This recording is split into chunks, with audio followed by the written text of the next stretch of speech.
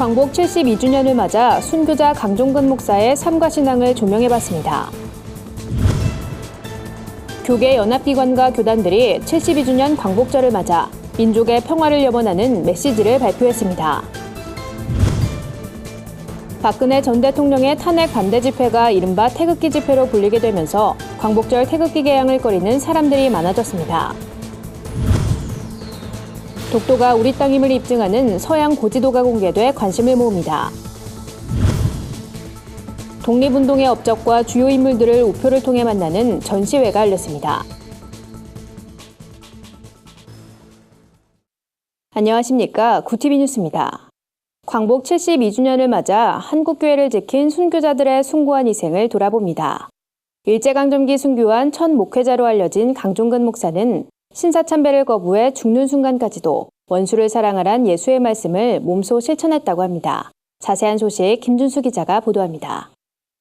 강종근 목사는 신사참배를 거부하다 혹독한 고문을 이기지 못하고 38살이라는 젊은 나이에 하나님의 품에 안겼습니다. 1939년 철원제일감리교회 전신인 철원제일교회에서 담임 목회를 시작한 지 3년 만이었습니다. 일제에 신사참배를 반대한 목회자들 가운데 첫 순교였습니다. 강 목사는 죽는 순간까지도 원수를 사랑하라는 성경의 정신을 따른 진정한 신앙인이었다고 전해집니다. 가족에게 남기는 마지막 유언으로 자신을 고문한 경찰들을 미워하지 말고 그들을 위해 기도해 줄 것을 당부했다는 강 목사. 또 주님의 길을 따를 수 있어 기쁘다는 말을 남겼다고 합니다. 그동안 한국교회에서 조명받지 못했던 강 목사의 삶과 신앙은 진흥문화 박경진 회장을 통해 빛을 보게 됩니다. 박 회장은 한국교회가 자신의 목숨도 아끼지 않고 신앙을 지켜온 믿음의 선배들을 잊지 말아야 한다고 강조했습니다. 한국 기독교는 피의 바닥에다 세운 거다. 순교자들의 피의 그 자리에 세워진 거다. 선교사들이 와서 피 흘렸고 초기 기독교인들이 얼마나 많은 피를 흘렸냐. 그걸 딛고 일어난 것이 한국 기독교다. 종교계 500주년인 올해 한국교회의 현재를 조명하고 미래를 전망하는 움직임들이 많습니다. 광복 72주년을 맞아 한국교회를 지켜온 순교자들의 숭고한 희생을 돌아보게 됩니다.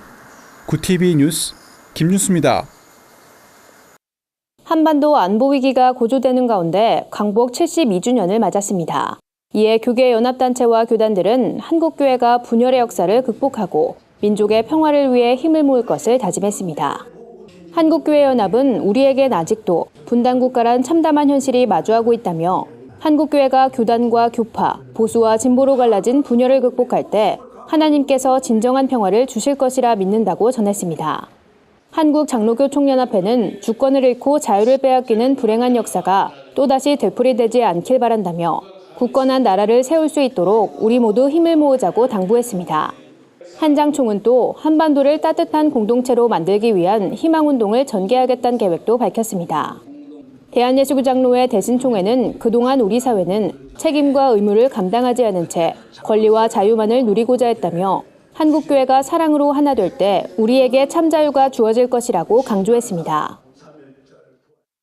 8월 15일 광복절은 치욕의 역사를 끝내고 새로운 희망을 부르짖는 축제의 날입니다. 우리 민족은 광복절이 되면 집집마다 태극기를 개양하고 선조들의 정신을 기려왔는데요. 최근엔 태극기를 바라보는 시선이 예전 같지 않아 태극기 개양을 꺼리는 사람들이 많아졌다고 합니다. 자세한 내용 홍희연 기자가 전해드립니다. 지난해 12월 박근혜 전 대통령의 탄핵 소추안이 가결되자 친박단체를 비롯한 탄핵 반대 측이 태극기를 들고 집회에 나선 모습입니다. 이른바 애국 보수의 상징으로 태극기를 들고 나와 대한독립의 상징이었던 태극기가 이제는 정치적 보수 진영을 대표하는 상징물이 돼버렸습니다. 이 같은 모습은 곧바로 태극기 개양률 저조 현상을 몰고 왔습니다. 지난 3일절엔 한 유명 아파트 단지의 국기 개양률이 2%를 기록하면서 세간을 떠들썩하게 만들기도 했습니다. 매년 태극기 달기 운동을 전개하며 무료로 태극기를 배포해왔던 일부 지방자치단체도 탄핵 반대 집회로 오해받을 수 있다는 이유로 태극기 행사 계획을 취소하기도 했습니다. 정권이 바뀌고 시간이 지나면서 보수 진영의 색깔이 옅어졌다곤 하지만 광복절인 8월 15일에도 자유롭게 펄럭이는 태극기의 모습을 보기 힘듭니다. 독립유공자들의 모임인 광복회는 신성한 태극기가 일부 정치적 성향을 가진 집단의 상징물로 사용되는 것이 우려스럽다며 국가의 상징인 만큼 태극기에 담긴 의미를 되새기면서 사용에 책임감을 가져야 한다고 밝혔습니다. 대한민국 국기법에는 태극기를 훼손하거나 절단하는 행위, 혐오감을 주는 방법으로 태극기를 활용하는 행위를 금지하고 있습니다. 태극기가 제 이미지를 다시 찾을 수 있도록 이제는 관계 당국이 나서야 할 때입니다. 전문가들은 평창 동계올림픽에서 태극기를 무료로 배포하는 등 이벤트를 준비하는 것도 좋은 방법이라고 조언했습니다. 구티비 뉴스 홍우연입니다. 일본 정부가 독도는 일본의 영토란 교육을 강화하고 있는 가운데 독도가 한국 땅임을 나타내는 서양 고지도가 공개됐습니다. 40년 동안 고지도를 수집해온 정성구 박사는 독도는 역사적으로, 지리적으로, 국제법적으로 한국 영토라고 단호히 말했습니다. 총신대와 대신대 총장을 지낸 정성구 박사는 16세기부터 19세기 서양 고지도 원본 60여 점을 공개했습니다. 정 박사는 네덜란드 유학 시절부터 40년 동안 고지도를 수집했다며 독도를 자기네 땅이라고 주장하는 일본에 맞서기 위해 독도연구가나 전문기관과 공유할 계획이라고 밝혔습니다. 이날 공개된 고지도 중에서 1840년 영국 런던에서 출판된 크러클리 일본 지도를 살펴보면 울릉도와 독도가 일본 영토임을 나타내는 표시를 찾아볼 수 없습니다. 또 1854년 미국 펜실베니아주에서 제작한 중국 지도에서도 울릉도와 독도가 한국령으로 표기되어 있습니다. 정 박사는 일본은 1905년 이후 침략 지도 등을 근거로 독도 영유권 문제를 조직적으로 접근하고 있다며 우리도 확실한 반박 근거를 제시하면서 일본의 신제국주의 움직임에 대처해야 한다고 강조했습니다. 광복절을 맞아 독립운동의 주요 사건과 인물들을 우표를 통해 소개하는 특별한 전시회가 열렸습니다. 전시회엔 자녀들과 함께할 수 있는 다양한 체험 프로그램도 마련돼 눈길을 끕니다. 서울 우표박물관에서 위대한 독립운동가 이야기전이란 주제로 열린 이번 전시회는 을사늑약을 기점으로 광복을 맞이하기까지 독립운동가들의 주요 업적을 시대적 흐름을 따라 소개합니다.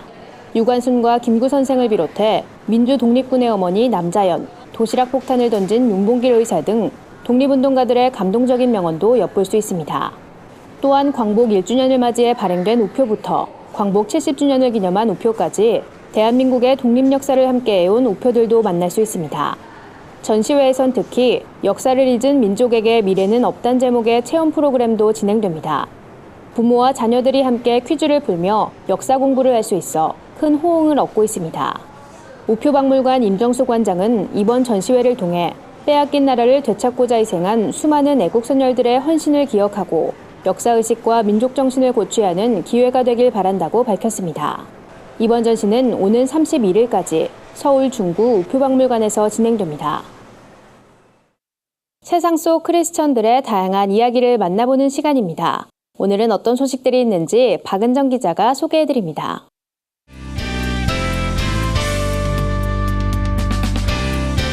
네포난의 교회입니다. 북한 선교의 대부로 불렸던 캐나다 큰빛교회 이면수 목사가 지난 9일 북한에 억류된 지 31개월 만에 병보석으로 석방됐습니다. 이면수 목사는 북한의 국수와 라면 공장 등을 설립하며 북한 주민들의 자립을 도와왔는데요. 하지만 지난 2015년 1월 대북경제 협력 논의를 위해 북한에 들어갔다가 북한 당국에 체포됐습니다. 북한 측은 임 목사를 국가전복 음모 혐의로 무기노동 교화형을 선고했는데요. 북한이 외국인에게 선고한 최고형이었습니다. 제가 저지른 가장 큰 엄중한 범죄는 공화국의 최고 존엄과 체제를 심히 중상모독하고 국가전복 음모 행위를 감행한 것입니다. 이 소식이 알려지자 교계에선 일제히 임 목사의 석방을 촉구하는 기도회를 열어왔는데요. 그러다 지난해 10월 이면수 목사가 건강이 악화돼 병원에 입원해 있다는 소식이 전해지면서 많은 이들의 안타까움을 사기도 했습니다. 다행히 현재 임 목사는 가족이 있는 캐나다로 귀환했는데요. 하지만 아직도 북한엔 한국인 6명, 미국인 3명 등 총 9명이 억류돼 있는 상황입니다. 이들의 조속한 석방을 위해 한국교회의 지속적인 관심과 기도가 절실히 필요할 것 같습니다. 다가오는 8월 19일 무슨 날인지 아시나요? 전 세계 재난 현장에서 일하는 인도주의 활동가들을 기억하기 위한 세계 인도주의의 날입니다. 그렇다면 인도주의란 무엇일까요? 도움이 필요한 누군가에게 차별 없이 모든 것을 함께 하는 것, 같이 걸어가는 것. 사람에 대한 존중, 사람에 대한 그런 존엄성을 지켜주는 게 인도주의라고 생각합니다. 국가와 인종을 뛰어넘어 소중한 생명을 살리기 위해 가장 먼저 달려가고 마지막까지 함께하는 이들을 우리는 인도주의 활동가라고 합니다. 지금 이 순간에도 인도주의 최전선에서 고군분투하고 있는 인도주의 활동가들을 한번 만나보도록 하겠습니다. When the people tells you their story, when they express what they have been living, and then you realize that you are doing something that is worthwhile. Mi abuela se fue por motivos políticos y digamos que todos los días trato con las personas como si fuera un poco mi abuela, ¿no? 지금도 곳곳에선 인도주의 활동가들의 끊임없는 노력과 희생이 이어지고 있는데요. 이러한 인도주의 활동가들을 기억하고 이들이 처한 현실에 대해 잠시나마 생각해보는 시간을 가져보는 건 어떨까요? 마커스 미니스트리 설립자인 김준영 디렉터를 중심으로 구성된 크리스천 문화예술 훈련단체 나의 미래 공작소가 예학당 14기를 모집합니다. 예학당은 나의 미래 공작소가 진행하는 프로그램 중 하나인데요. 문화예술 영역에 종사하는 크리스천을 대상으로 성경적인 관점을 통해 올바른 예술관을 세워주는 프로그램입니다. 예학당 강의는 총 40주에 걸쳐 진행되며 문화와 세계관, 창조성 등 다양한 강의로 구성되어 있습니다. 예학당 신청은 나의 미래 공작소 홈페이지를 통해 할 수 있으며 모집은 28일까지라고 합니다. 네포난의 교회는 시청자 여러분들의 제보를 기다리고 있습니다. 함께 나누고 싶은 영상이 있다면 전화나 이메일로 참여해 주시길 바랍니다. 구티비 뉴스 박은정입니다. 오늘의 사회 이슈를 김민정 기자가 종합해드립니다. 오늘의 이슈 포커스입니다. 광복 72주년, 문재인 대통령은 한반도 안보 위기를 타개하고 북핵 문제를 평화적으로 해결하겠다는 의지를 다시 한번 천명했습니다. 문 대통령은 광복절 경축사에서 정부는 모든 것을 걸고 전쟁만은 막을 것이라며 북핵 문제는 반드시 평화적으로 해결해야 한다고 강조했습니다.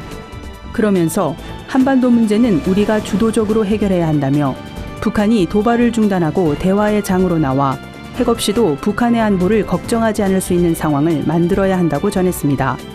문 대통령의 이번 메시지는 한반도 상황을 악화시키고 있는 북한과 이러한 북한에 대해 초강경 모드를 유지하고 있는 미국 모두를 염두에 둔 것으로 풀이됩니다. 살충제 계란 파문이 국내에까지 확산되면서 주요 대형마트와 편의점들이 계란 판매를 중단해 큰 혼란이 예상됩니다. 이마트와 홈플러스, 롯데마트, 농협 하나로마트는 15일부터 전국 모든 점포에서 계란 판매를 중단한다고 밝혔는데요. 정부의 조사 결과를 지켜보면서 판매 재개 여부를 결정한다는 방침입니다. CU, GS25, 세븐일레븐 등 주요 편의점들도 계란을 원재료로 사용하는 제품에 대한 판매를 중단한다고 밝혔습니다. 이에 소비자는 물론 시장 전반에 상당한 후폭풍이 일 것으로 보입니다. 유엔이 북한의 가뭄 피해를 돕기 위해 590만 달러, 우리 돈으로 67억 원가량을 지원할 것으로 알려졌습니다. 미국의 소리 방송에 따르면 유엔 인도주의 업무 조정국은 북한에 상주하는 5개 유엔 기구들의 긴급 대응 지원금 명목으로 이 액수를 지원하기로 결정했습니다. 지원금은 북한 가뭄 피해 주민들의 영양 상태 개선과 수인성 질병 예방과 치료에 사용될 예정입니다. 북한은 올해 가뭄으로 주민들의 영양과 보건 상태가 크게 악화됐지만 폭우로 지난달 중순 이후 공식적인 가뭄 대처 활동을 중단한 것으로 전해졌습니다. 구티비 뉴스 김민정입니다. 주요 단신입니다. 한국교회연합이 더불어민주당 김진표 의원이 발의한 종교인 과세 시행유예를 환영한다는 입장을 밝혔습니다. 한 교회는 과세 기준이 준비되어 있지 않은 상황에서 종교인 과세를 바로 시행할 경우 혼란이 불가피하다면서 앞으로 2년간 정부와 종교계가 문제점을 보완해 시행하길 바란다고 전했습니다. 기독교 선교 횃불재단이 오는 15일부터 17일까지 제5회 횃불 한민족 디아스포라 세계선교대회를 엽니다. 이번 세계선교대회는 종교개혁 500주년을 맞아 독일 프랑크푸르트에서 개최되며 온누리교회 이재훈 목사, 지구촌교회 진재영 목사, 선한목자교회 유기성 목사 등이 강사로 나섭니다. 의수화가로 알려진 석창호 화백이 9월 8일부터 신촌 예기아트 시어터에서 수묵크로키 퍼포먼스 전시회를 진행합니다. 몸짓 그리고 붓짓, 청년의 날갯짓으로 이어지다란 주제로 열리는 이번 전시회엔 석화백이 청년들에게 전하는 희망의 메시지와 성경 필사를 관람할 수 있습니다. 하이패밀리가 오는 28일 양평 W스토리에서 3호 세미나를 개최합니다. 포지셔닝이란 주제로 열리는 이번 세미나는 애매모호한 위치로 고민하는 사모들에게 사모들의 올바른 자리매김 방법, 가정사역자로서의 사모를 대안으로 제시할 계획입니다. 이상으로 뉴스를 마칩니다. 구티비 뉴스는 인터넷 신문 데일리 굿뉴스를 통해서도 보실 수 있습니다. 시청해주신 여러분 고맙습니다.